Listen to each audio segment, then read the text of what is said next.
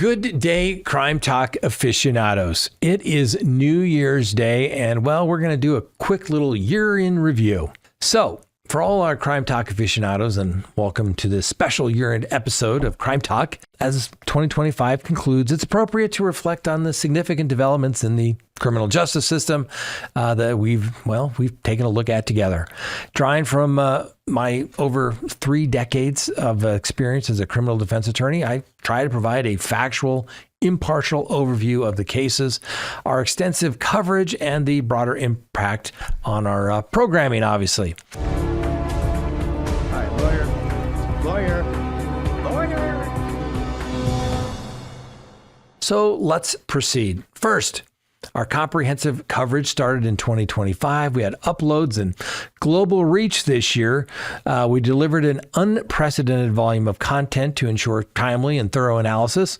We produced over 300 uploads encompassing daily shows for breaking news, Tuesday night live sessions for in-depth discussions, exclusive Patreon episodes for our dedicated supporters, and live streams of trials and motions hearings. Our broadcasts originated from diverse locations, including sites across Colorado, obviously the Crime Talk studios, some international venues. Remember, we took you with us to Sweden, Como, Italy for my son's wedding, and also in Denmark.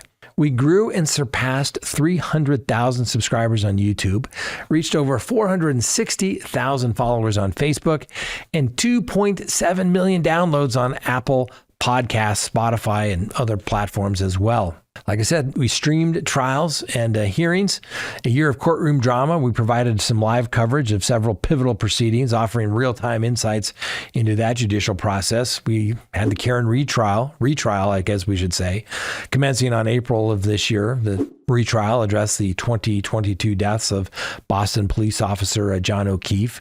We streamed the proceedings, which culminated in a June acquittal on murder and manslaughter charges, though a conviction of operating under the influence ensued.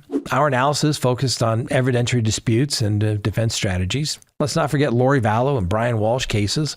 We streamed Lori Vallow's Arizona trials, resulting in April and June convictions for conspiracy to commit murder and attempted murder, followed by consecutive life sentences in July. Similarly, our coverage of Brian Walshe's trial for the murder of his dismemberment of his wife, Anna Walshe, captured the December 2025 verdict of first-degree murder and his subsequent life sentence. These cases underscore themes of obviously deception and forensic evidence. Let's not forget the Donna Adelson trial. We streamed that high-profile proceeding from August through September, where Donna Adelson was ultimately convicted on all counts related to the 2014 murder for hire of her former son-in-law, Dan Markle.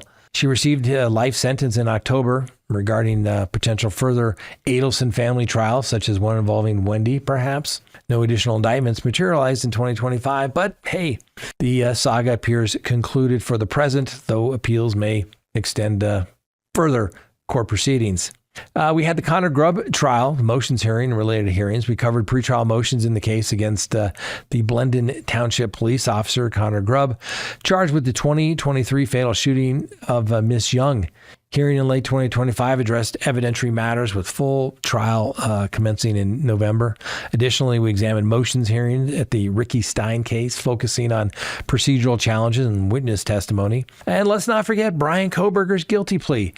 Following delays, we discussed Kohberger's unexpected July 2025 guilty plea for the 2022 University of Idaho murders, averting a trial and resulting in a life sentence without the possibility of parole. Now, this resolution brought partial closure to a protracted investigation. And I think it's time to reflect on the human toll of crime. Throughout the year, we confronted the profound tragedies inherent in these cases. We waited vigilantly for women and children to return home safely, only to face the heartbreaking reality that many did not. These stories served as somber reminders of the vulnerability within our society and the imperative for the judicial system to protect the innocent. Yes, and we had a few moments of levity, right? The dumb criminal of the day. Why? To balance the gravity of our subject matter, we incorporate humor. Now, we had hundreds of sample examples from 2025 illustrating lapses in judgment and often led to swift apprehension. Notable entries include the Palm Bay pool float hoarder, the JetBlue flight duo charged with lewd behavior, and the social media threatener whose digital footprint ensures immediate arrest. Such segments provide respite while underscoring, obviously, the consequences of imprudent actions. We had community engagement.